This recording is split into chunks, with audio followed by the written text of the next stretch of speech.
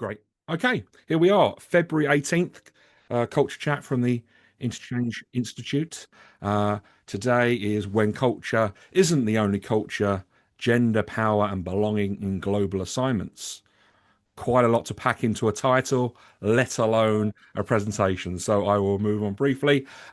Just some little images there. Of course, we are in the hundreds now of culture chats. Sit for the last 6 or so months. We've been publishing all of these out into the onto YouTube for people just to catch up on the presentation. So feel free to check those out. We are on a run every other week, every other Wednesday, same time, all the way through till August, where we do a good old fashioned uh, Western Hemisphere August off. Give everyone a chance to enjoy some time. So, plenty of culture chats between now and then. Here are the next four. Um, Share your expertise. As you'll see from our speaker today, we love it when people come from all corners of the cultural sphere of knowledge, industry, HR, communications, all of those things together. You do not need to be a member of the institute. There's no fees involved. It's purely a case of getting in touch, talking to us about your subject to your topic, and then if we can work that into the schedule, and then you come and present. The idea is purely a joint learning experience with some networking. Um, Simple as that. So please reach out. Um, of course, there's always something to keep the lights turned on. So just a briefness on our Crossing Cultures with Competence, which is a intercultural training, train the trainer workshop with our materials and assessments. Next online is coming up in April, and then we're putting together an in-person in dates in New York, USA, and then the next online training will be in September. Again, just reach out to any of us direct or info at Interchange Institute, and I will help you as best I can.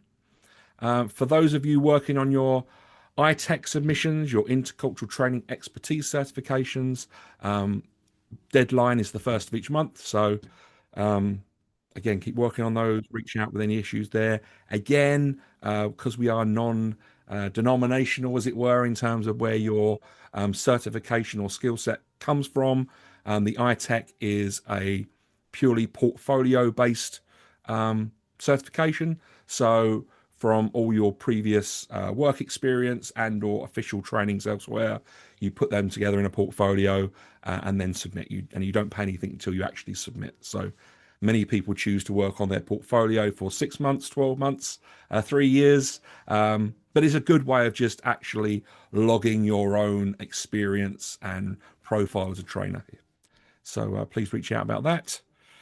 Of course, the culture chat is part of a wider interculturalist circle thing we are building out. There's some podcasts we're recording for those of you that prefer the audio content on the same themes and all things to do with intercultural training. So check those out. And I will move out of your way and soon pass you over to Joy. Joy, like everything else, if you want to know about Joy, you're probably better off going to joywiggins.com to find out more, because that will do a much better job than me of making a hash of all our wild experience. But obviously, Joy, over 20 years experience in the intercultural field, history in higher education and teaching, along with DEI, IND strategies, and working with Fortune 500 leadership organizations. So a real broad spectrum of knowledge there that we're all going to have the joy of experiencing today. So, Joy, over to you. Hi, and thank you, Peter. Thank you so much for having me. Hello, everyone. I've met some of you, and some of you are new. I absolutely love these talks every week, or every 2 weeks. I try to definitely make them if I can, and I've had a lot of great conversations. So thank you all for coming. And what I'll try to do this time is to make this really interactive. and to also help you to think through the knowledge that you already have and to think through a couple of different situations. So I'll start it off with just kind of I will try not to be too professorial in the whole, teaching of this and kind of talking about the cultural agility change model and some of the work that I do. But then I'm going to put you into breakout sessions, or rather, Peter is going to put you into breakout sessions, and you'll have two different scenarios to work with and to apply the model that I'm going to talk about today. So you'll have some time to meet with each other and to learn about each other a little bit more. And also about the work. And one of the things that I really enjoy about these conversations is that many of you have lots of different perspectives. And you have different types of lived experience, whether it be working with third culture kids, working with corporations, nonprofits, a variety of organizations. Maybe it's, global mobility teams, or maybe it's intercultural and communication training. So it's a really great way to look at the myriad of ways and perspectives that we can apply some of the knowledge that we'll talk about today. So, with that said, really quickly for me, most of these global mobility preparation, it might, talk just about national culture, and but really, it's all kinds of things, right? It's like language, etiquette, communication styles, relocation logistics that you have to deal with. And sometimes when these assignments struggle or they fail, it's rarely because somebody didn't understand how meetings work in that country. It might just be that there's all of these other things happening. So there's all of these other things that have entered the system of trying to move and be in part of a global mobility ecosystem. So some of the traditional mobility preps might be national cultural briefings, language and etiquette, relocation logistics, and many times, as many of you know, the assignees might navigate all kinds of different things. It could be gender expectations and leadership, racialized credibility and dynamics. One of the things that would be great to know, if you want to put in the chat, is where you all are calling from. So I'm American, but I'm currently living in Lisbon, Portugal, and I'm getting ready to move to Switzerland in about a month or so. So I lived in Germany, lived in China, and so in lots of different contexts. And I'm a third culture kid. So there's all of these things that you kind of learn as a third culture kid. And one of them is being kind of a cultural chameleon, but also understanding power dynamics. So power and authority recognition is a big deal as well. So then they might even be looking at partner and family belonging. Sometimes there's even invisible identity labor. So that might mean like, for me as a woman, I'm a single mom relocating my daughter. There's all of this labor that goes along with the moving her to a different school, trying to get her acclimated in the different school. I'm not getting paid for that, right? There's all of these extra layers that go into when you relocate. And whether that be your company is paying for it or whether you're paying for it and you are trying to do all that yourself, or if you're kind of doing that half and half where you're hiring a company to help you with some of it, but the company might not be able to help you with your teenager who doesn't want to go to a different school or is navigating, middle school politics or whatever. So there's all of these things, right, that go on when we relocate. So, okay, if we can go to the next slide. So I have always thought of identity as a kaleidoscope, and my background and what I did my dissertation, my doctoral dissertation in, was looking at cultural identity through a critical race, feminist, and anthropological lens. So I kind of used all of those things to really think through cultural identity. And so that was a big part of my work, and it has been part of my work as a professor and as a DEI consultant, and now as a more intercultural, cross-cultural communication consultant, because we all know kind of what's been happening with DEI in the US. That's why I live in Lisbon, it's Portugal now. So when we think about identity, if you think about your own identity and how things have changed over time. So, for instance, I'm American, but I don't necessarily always abide with American, norms. I'm a woman, I'm a white woman, I'm in my 50s, I'm queer, I'm neurodivergent, I have all of these things happening, right? And all of these things make up the kaleidoscope of my identity. And all of these things interact, and these things can change, and parts of myself I show, and parts of myself I don't show, depending on the context. and also the history of where I am and the power dynamics of where I am. I might not necessarily show my neurodivergence when I'm first starting a job. I might, not really know how the current organization feels about neurodivergence or if they even think it's a thing. Some people have actually said to me that ADHD is not a thing, it's not real. And that is incredibly dishonoring, disheartening to hear that when somebody says something like that. So there's all of these things that one has to understand when they go into a new context. So if we think about gender, power, identity, they never operate in isolation. They're always, maybe you might have the same leader can experience being decisive in one context, but it might be looked at as inappropriate in another context or even invisible in another context. So without changing anything really about that person's competence. So we often talk about identity as a list, like our nationality, our gender, our role, our seniority.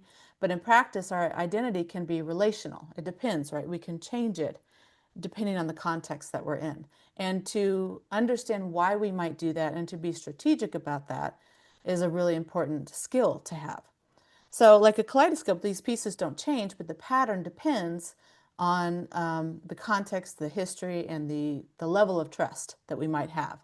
So that's why today isn't, we're not just learning about a new cultural framework, but we're actually learning to see what's being activated when change, identity, and power collide, and how leaders and systems can respond without asking people to erode themselves to belong. So sometimes we feel, I mean, how many of you have felt this way before? Like you go into a context and you're like, I can't bring my full authentic self, but I'm also understanding that I need to be culturally adaptable. And so there's all of these like, balls in the air that we're trying to juggle as we enter new contexts. So if anybody, if you want to put it up in the chat, times that you might have felt that way. So yeah, somebody said cultural identity is multifaceted and non-static. Absolutely. So, okay, let's go to the next slide. So, for women in particular, and as International Women's Day comes up, when instability enters the system, women are often expected to absorb that shock. So, there might be lots of things, invisible labor that comes up for women that might not face other folks. So, maybe a Western woman leader is going into Saudi Arabia. She might hold feminist values. She may choose not to display some of them in familiar ways. It's not necessarily betrayal, but it's strategic sequencing. And this also might avoid cultural superiority when honoring internal coherence. So, making sure that we're honoring the cultures that we're going to, but also feeling that our authenticity is not necessarily going to suffer either. So, it's kind of a balance, right? Um, so, oh, somebody asked identity labor. That's kind of what I'm talking about, like for women, or for anybody really. But today we're kind of talking about gender. But really, like when I said neurodivergence, identity labor, if that's more labor for someone that's maybe neurodivergent and going into a country or culture that doesn't really have the infrastructure to support that or to talk about that or to have that language around neurodivergence be normalized. For instance, my daughter had a lot of accommodations in the United States. She came to a school, an international school in Portugal, and one of the teachers, not all the teachers, but one of the teachers said, "You don't have that, that's not a thing." And they were talking about her dyscalculia. She reads numbers backwards, like dyslexia, but it's with numbers. And so it does absolutely apply to men, but today we're talking about, I kind of wanted to talk a little bit about women because International Women's Day is coming up. And so this is also, lots of people absorb the shock. So I'm just trying to look at the comments as well. Yes, Andrew, I think the assertions may be Western or American itself. Okay, I'm not sure. Okay, so let's go into the cultural agility model. So this actually helps organizations navigate change in diverse workplaces. So we're looking at different things like cultural influences, adjusting our communication styles, and fostering trust. So this guide is really around practical strategies for managing change individually and in teams. So some of the work that I do now is I work with corporate structures, especially around women, but mostly around going through change and navigating change, especially if there's been a big upheaval in change and not everybody is understanding it, or not everybody felt a part of the change or felt a part of having the conversation around the change. So it's really helping individuals and you know, and teams work through that change. So, as always, people are individuals and context is everything. So, some of these things I'm generalizing just to kind of make some points. Obviously, we're all individuals and not everybody has the same experience. So, I think that's pretty well known. Much of the cultural agility literature, excuse me, focuses on what individuals should learn to do differently. So, the cultural agility change model focuses on what systems and leaders and organizations must notice, and then what they must design for, and then make that sustainable.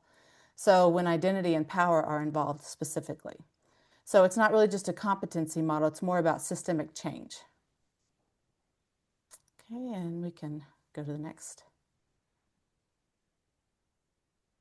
Okay, so when we think about cultural agility, one of the things is that leaders and systems. So, as you know, my background is diversity, equity, and inclusion.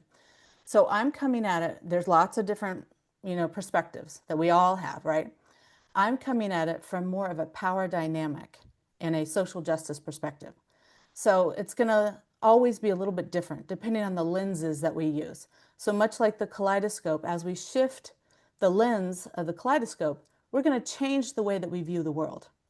So, and that's the thing that I'm trying to blend. So as I came from DEI, I was like, okay, how am I going to take the DEI principles of power and all of these different things that go with equity versus the words, equity versus equality. Those are not the same things, right?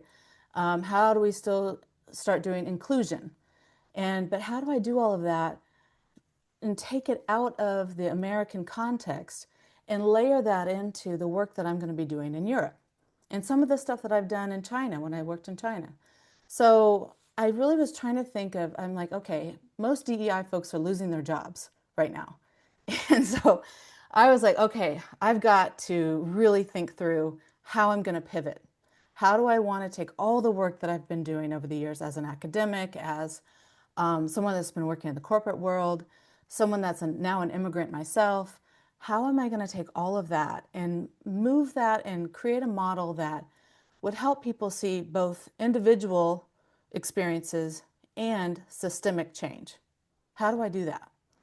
And so I decided that we would look at kind of all of these different things. So these are just some things to look at. So context awareness. So one of the things I say the most is we have to understand the context that we're working in, the context that we're in. So, for instance, living in Portugal, it's really important for me to understand the history of Portugal. I know that April 24th, 1974 is a really important date in Portugal. It's the time that the revolution with the coronations and the end of fascism happened. It's a very important date in Portugal. There's also tons of colonizing monuments everywhere. There's even one down in, if anybody's familiar, or in Lisbon, you know that there's this big colonizer monument down there. And it's an ode. They're out looking along the Tagus River and they're looking at, this idea of colonizing. Well, it's problematic. Colonization's problematic, to say the least. So it's a really interesting history to look at how do people view colonization in different places. And so I had one Portuguese person tell me, they were like, well, it's not as bad in Portugal as it is in other places. And we're not going to get into all of that, but I'm just saying there's a lot of different framing of history. And so it's important to really get a good understanding of the history of a place, identity, and the power dynamics, and how that shapes our reactions to things. So, really, cultural agility is this ability to adapt and communicate and build trust across cultures and across diverse cultural environments. So, especially when there's during times of change or communication barriers. So, it matters because it reduces resistance to change, it strengthens collaboration, it builds trust and psychological safety, and it enhances leadership in global settings. It also eases, as most of you know, communication tensions. So, alignment and framing is, what does legitimacy look like from their position in the system? So if we're thinking about what does the organization that you're going to, so whether it's a really big global organization, so I work with Siemens Energy, they're all over the world, right? And most of the time in my trainings and in any of my mentorship programs, there's people from all over the world that come into these things. So we have to understand who's seen as legitimate in making decisions. Are some of these things part of hierarchy? How do they view gender? How do they view all of these different factors from that kaleidoscope? And who is legitimately able to make decisions or make systemic change? So that's one of the things, is to have alignment and framing. And then the other thing is looking at the communication strategy. So how exactly are they looking at how they are communicating, what ways in which they're communicating? Are they framing communication in a way that aligns with the team and or their personal cultural values? Do they highlight collective or individual benefits based on cultural orientation? So you might ask them too, and a lot of times I tell people to ask the people on their team, how important is this thing to you, this particular decision? Do you want to make the decision? Do you want this to be a co-collaborative thing? How do we want to do this? And so by constantly being curious and asking questions of the team, how do we want to make this change? What does this change look like? And then that will either filter up towards the organization, or the organization top leaders can decide, this is how we're going to make organizational change. This is what we're going to decide to do. Maybe we're going to make it more egalitarian. Maybe we're going to make it more hierarchical in some areas. So it's really important to have those conversations. So alignment and framing. And we say this too, even with my mentorship program yesterday with Siemens Energy, we talked about making sure to, when the mentors are working with the mentees, that they create a structure and alignment and framing with, how they want to talk about each session. How do they want this, to talk about their goals and their outcomes, that this isn't therapy, all of these different things that go with it. So when we also think about context, we have to identify different cultural dimensions that impact how our communication will be perceived. So most of you know that, right? You already have so many different frameworks, so much knowledge on all of the different ways that we should be communicating or could be communicating with other people, and establishing trust and establishing a sense of belonging. So, and that's the thing. This is just one thing. I know that there's so many different frameworks and models, and that's what's really fun about this work, is to see the different perspectives. So when we think about communication strategy, you also think about high context or low context, or maybe you're going to have a combination of those. Maybe you balance data-driven logic with storytelling, all of that to create an emotional resonance with the change that's starting to happen. When we think about mobilization and engagement, we can identify cultural influences, who can model adaptive behaviors and communication styles. That's really important, right? The more adaptable we are, the more agile we are, probably the more successful we will be. And that can provide spaces for dialogue, and particularly in cultures where hierarchy limits open discourse. So, and then finally, sustainability and reflection. So how can we reinforce that communication through traditional cultural values or familiar rituals that provides ongoing reflection spaces where individuals can share challenges and adaptations? So all of these different things come in. And so when we look at global assignments, gender and hierarchy expectations, credibility across our differences, whether our partner and family is belonging, if we're bringing the whole family to a new context or a new country, how do we have long-term support systems? All of these things matter, right?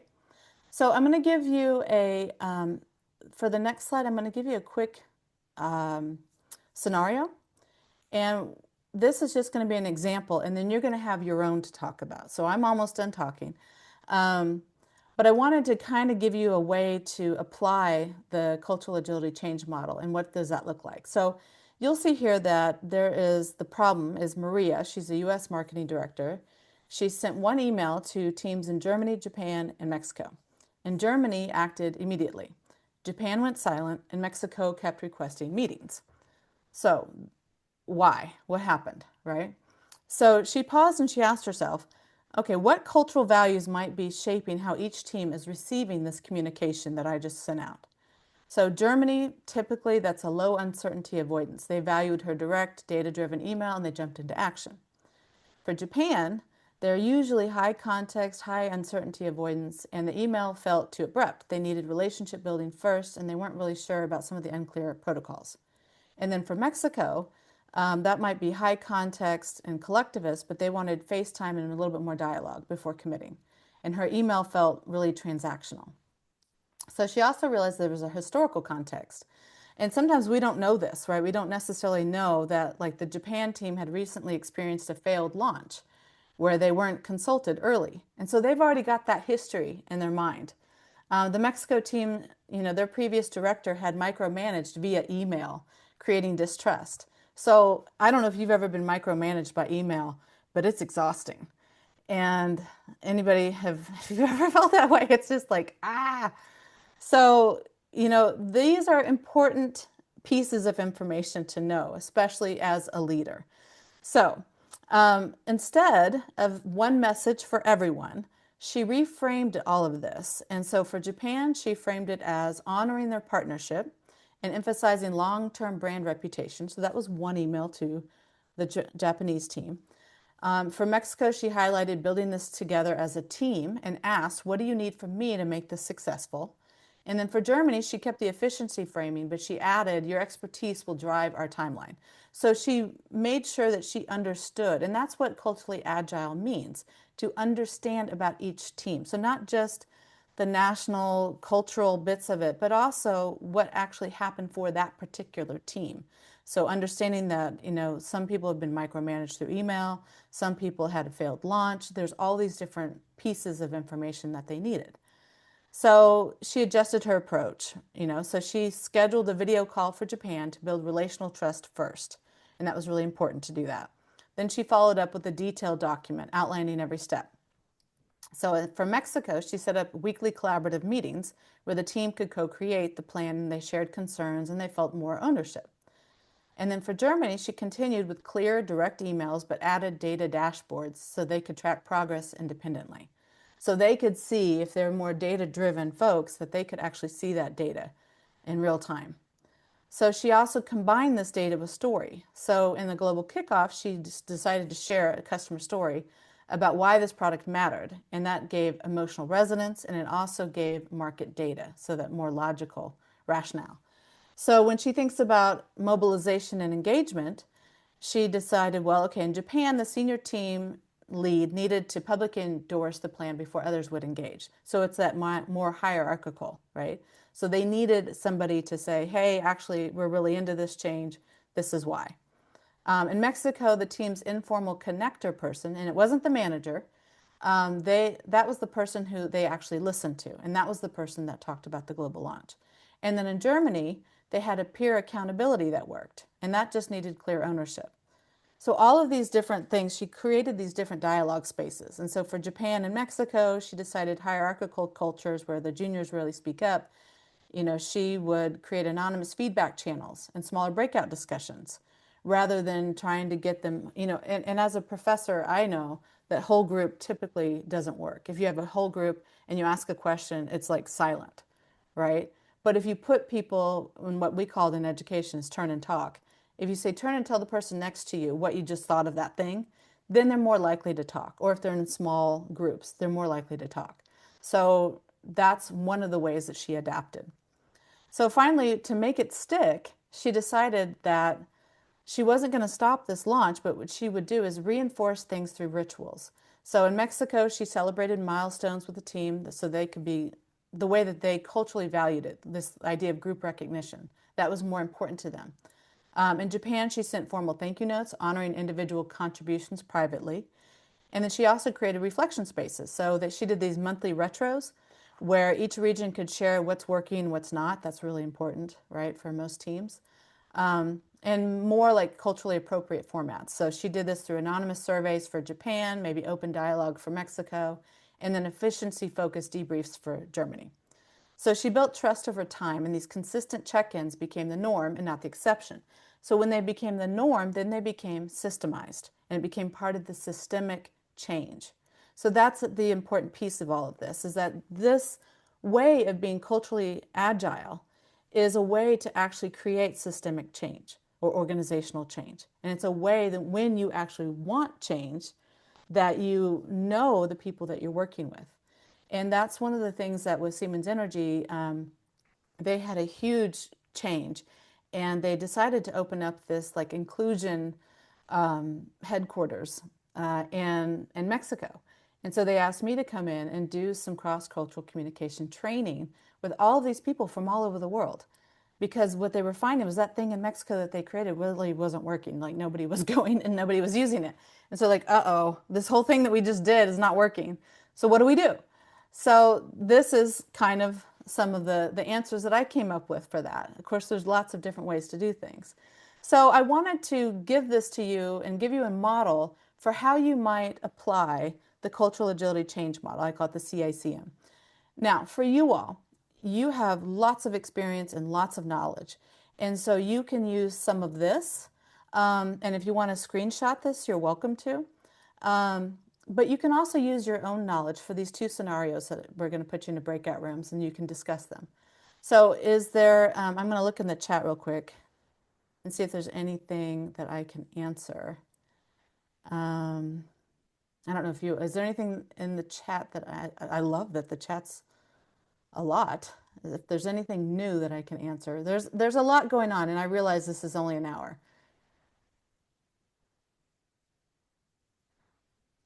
Uh, Somebody uses roots of culture. Um, yeah, so like it is a sensitive topic, and so if I'm pressing buttons, as a DEI person, I'm happy to do that. So, I like pressing buttons, but that's just me. Not everybody is comfortable with that. I used to do anti-racism work in Seattle, so for me, conflict is no problem. Um, how can we go in terms of adapting to different perspectives and being inclusive without undervaluing ourselves? So these are all great questions. So as you go into your breakout rooms, if you want to address some of these as well. So let me give you the first. If everybody's already screenshotted that first one, I'm going to give you, if you can go to the next slide, I'm going to give you your first. So we'll talk about gender and authority in leadership. So you'll have about 10 minutes in your first breakout room. And we'll have to keep a strict eye on that number because I don't want us to run out of time. And then if you can go to the second or the next one, this is your first case analysis. So this is your scenario. And a senior woman leader relocates to Asia. I didn't say specifically which country, but I know having lived in China, there's lots of different cultural things going on. So I understand that's a region. Despite credentials, local team directs questions to junior male colleagues. Attempts to assert authority is met with subtle resistance. So your task with your group, and if you want to screenshot this as well, that'd be great. Identify 2 to 3 cultural values that might be at play. Is it national? Is it organizational? Is it gender? What do you think it might be? What do you think are some of the cultural values at play? And then number 2, what invisible labor is she performing to establish credibility? So think about invisible labor like extra work that she needs to do. So think if you go back to Maria, Maria did a lot of extra work, invisible labor, to better understand her colleagues in Japan, Germany, and Mexico. So that was really important for her to do that work. That's kind of what I'm talking about, invisible labor. And then number 3, using the cultural agility model or your own knowledge or a combination, what should have been in place before or during the assignment? And then when we come back, just share in the chat maybe 1 or 2 key insights. So we'll give it, for me, it's 3:36. So we'll come back at 46. Well, hopefully everybody had a chance to have. I know it's so hard because I know for us when I usually do these, I'm like wanting to talk to everybody and get to know people, and then we don't really quite always get to the discussion. So, but if you did, you put in your LinkedIn, handle, your email, whatever, if you want to continue your conversations, because I know that that's really fun to do.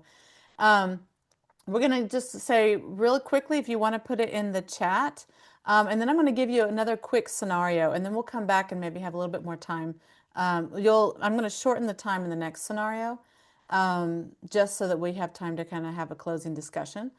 So this one's not going to be nearly as corporate. This is going to be more of you've got a partner. And one of the things with the partner and family belonging, so if we go to the next slide, This is your second scenario. And this one is now I think I want to maybe challenge your bias here for a second. A male executive relocates with spouse to Europe. The partner struggles to build community. The expat groups assume he won't attend. The isolation affects the entire family and the assignment success.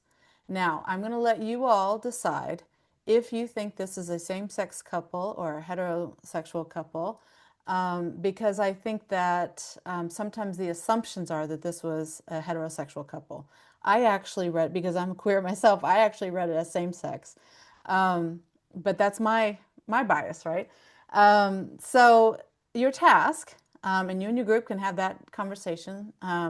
But your task is number one, how should this be framed in the pre-departure conversation? So this is maybe more for those of you that are helping mobility teams and families move. Number two, what proactive resources should be offered and not just available? So because not everybody knows what they're going to need, right? Once they get onto the new country, or the new wherever they're going. Number three, how can you create belonging for partners from day one? And so I'm going to have you all go into your breakout rooms. This time we're only going to take about 5 minutes, because we're already almost at time, and I want to have about 5 minutes to have a lasting discussion. Have a ton of time. If you want to put some things in the comment, finally for the last slide, and we don't even really need to have it up there. It's I basically was just saying culture is plural. There's all different types of layers, right? And Terry and I were just talking about this. So many different layers of culture. All of these things are multifaceted. They're regional. They're based on gender, race, ethnicity, age, sibling order, language, first language, second language, like all of these different things are all make up our own kaleidoscope of who we are. So we're all individuals and we all have different ways of talking and relating to one another. So it's really nice for us to understand that piece of it. So if there's anybody, we only have like about 3 minutes left, but just this is just one way of looking at the myriad of different ways that we can approach the work that we do around intercultural and cross-cultural communication. And if we want to put up the big group discussion, for you all, what was your aha moment? Like what came up for you?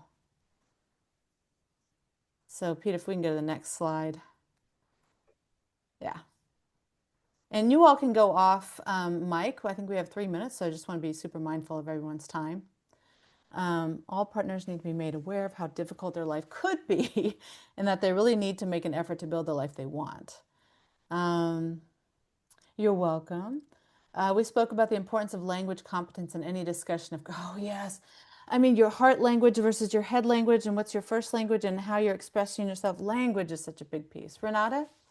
Hi, Renata. Uh, yeah, maybe one kind of aha moment is that this is what these case studies always remind us of. And sometimes I try to write case studies and I can never get it right because every time, even if I adjust and tweak, I will always get the same answer. What if? And can you tell us more about this? And then we always have to make these assumptions and we can't kind of copy reality. So you need a really, really, really authentic case, and then there needs to be someone you can ask for extra question. What did they do, and how does this happen, and what's the situation? What's this? And I think it's a great reminder that we're all individuals, and no matter what tools we have in our toolbox, or no matter what strategies and models we apply, it's always down to in the individual and their individual situations when we're trying to help them. I think that was the aha moment or the reminder for me.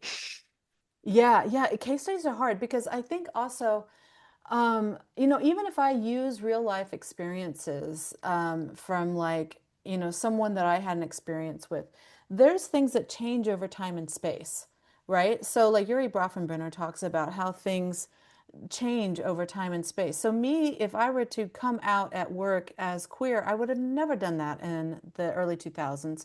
Now I don't hesitate to. That's crazy to me that I would even say this today.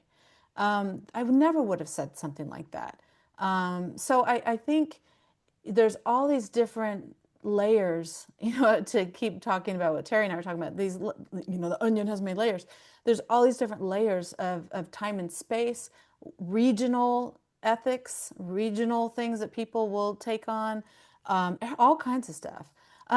So yeah. And then also, these last questions, I know we're at time, but if you want to go, Peter, if you don't mind going to the last slide, if you have something that, the next one.